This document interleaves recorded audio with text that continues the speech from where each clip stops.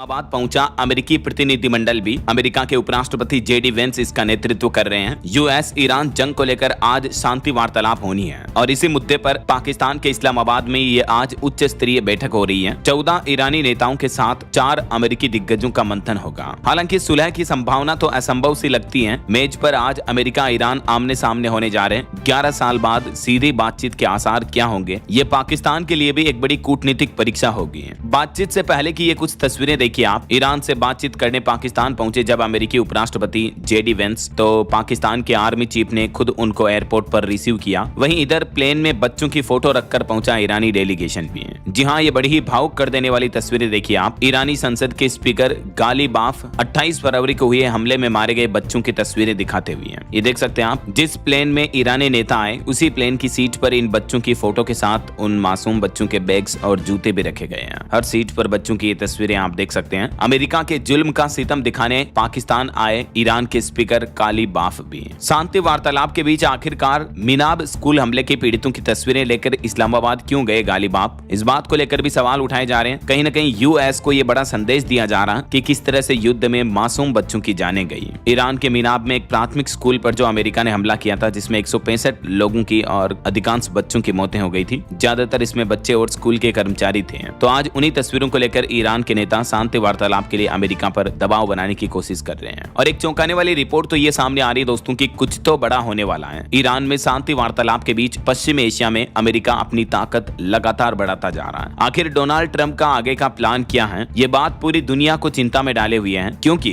इस्लामाबाद में America Iran शांति वार्तालाप से पहले ही अमेरिका पश्चिम एशिया में तेजी से अपनी सैन्य ताकत बढ़ा रहा है। 50,000 से ज्यादा सैनिक, फाइटर जेट्स और युद्धपोत तैनात किए जा रहे हैं। वहीं ईरान भी बातचीत के लिए अब जाकर तैयार हुआ, लेकिन ईरान का कहना है कि लेबनान में भी युद्ध विराम यानी सीज फायर लागू किया जाए, तब जाकर हम अमेरिका के साथ बातचीत करेंगे। ऐसा ईरान बोला कि लेबनान में जब तक सीज फायर नहीं होगा उससे पहले अमेरिका से बातचीत नहीं होगी। इधर डोनाल्ड ट्रंप का कहना है कि अगर डील नहीं हुई तो हम फिर से इतना भयंकर हमला करेंगे कि ईरान पर अब तक नहीं हुआ उतना बड़ा हमला करने की चेतावनी दी है डोनाल्ड ट्रंप ने। तो कहने का मतलब ये जो आज की शांति वार्तालाप से पहले ही अमेरिका सैन्य हलचल बढ़ा रहा और इससे ये संकेत इशारा दिया जा रहा कि अगर ये आज की बातचीत नाकाम हुई तो अमेरिका के पास कार्रवाई का विकल्प खुल जाएगा और फिर युद्ध और भी गंभीर हालातों तक पहुंच सकता है। ऐसा यानी अभी तक भले ही ईरान अमेरिका के बीच 2 सप्ताह का सीज फायर हो चुका है, लेकिन बावजूद उसके शांति के बोल बनाम धमकी का खेल, यानी एक तरफ शांति की वार्तालाप हो रही है वर्सेस धमकियां भी दी जा रही हैं दोनों देशों की ओर से। समझौतों पर रजामंदी से पहले जुबानी जंग, जुबानी लड़ाई भी देखने को मिली है। आखिर आज कूटनीतिक मेज पर किसकी जीत होगी ये तो वक्त ही बताएगा, लेकिन उससे पहले अमेरिकी राष्ट्रपति डोनाल्ड ट्रंप ने भी धमकी में कहा कि अगर आज इस्लामाबाद में शांति वार्तालाप विफल होती है तो फिर अमेरिका ईरान पर अपने सबसे बेहतरीन हथियारों का इस्तेमाल करके एक बड़ा सैन्य हमला करने के लिए भी तैयार है। उधर ईरानी संसद के अध्यक्ष का भी ये कहना है कि ईरान की पहले की शर्तें पूरी होने पर ही बातचीत आगे बढ़ सकती है और तेहरान की मांगों में लेबनान में युद्ध विराम भी शामिल है। हम तैयार हैं, लेकिन अमेरिका पर हमें भरोसा नहीं है। तो ये जुबानी जंग देखने को मिल रही है आज शांति वार्तालाप से पहले भी।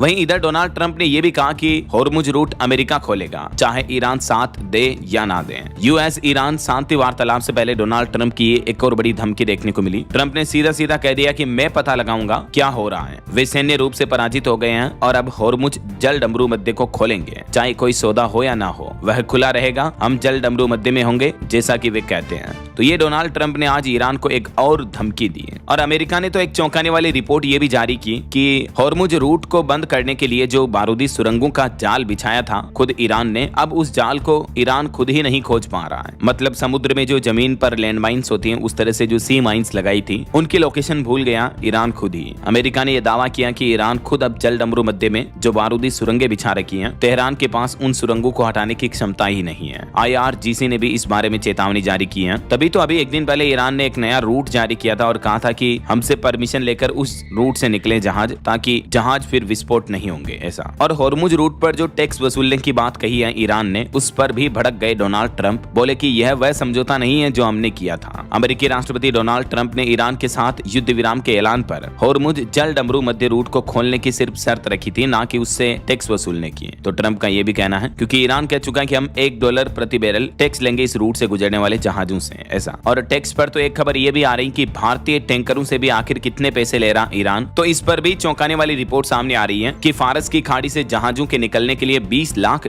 की वसूली की जा रही है। फारस की खाड़ी में फंसे जहाजों से टोल वसूली की बात खुद ईरान मान चुका है, लेकिन क्या उसने भारतीय जहाजों से भी किसी तरह के पैसे लिए? ये एक सबसे बड़ा सवाल है और कई मीडिया रिपोर्ट्स में दावा किया जा रहा है कि इन जहाजों से 20-20 लाख डॉलर की वसूली की जा रही है, क्योंकि ईरान ट्रांजिट फीस के तौर पर यह टैक्स लगा चुका है। तो जाहिर सी बात है वो सभी देशों से वसूलना शुरू कर चुका है। और एक रिपोर्ट सामने आ रही है दोस्तों कि इन जंग के हालातों में अमेरिकी सैनिकों ने तकरीबन 9.5 लाख गैलन कॉफी पी और 20 लाख से ज्यादा एनर्जी ड्रिंक डकार गए हैं। पेंटागन की रिपोर्ट में खुलासा सामने आ रहा है। और सीज फायर के बीच ईरान को हथियार देने की भी तैयारी कर रहा चाइना। अमेरिका की एक खुफिया रिपोर्ट में यह भी बड़ा दावा किया जा रहा कि ईरान का इनडायरेक्टली साथ दे रहा है चाइना। और अभी सीज फायर भले ही लगा हुआ है, लेकिन इस बीच ईरान को हथियार भेजने की तैयारी में है चाइना। हालांकि अभी एक दिन पहले आपको पता होगा ट्रंप ने यह भी चेतावनी दी कि जो देश ईरान की सैन्य मदद करेगा, हथियार मुहैया कराएगा, उन पर हम 50% एक्स्ट्रा टैरिफ लगाएंगे। लेकिन चाइना इतनी आसानी से अमेरिका से डरने वालों में से है नहीं। इधर हमारी भारत सरकार का क्या कहना देखिए आप कि नागरिक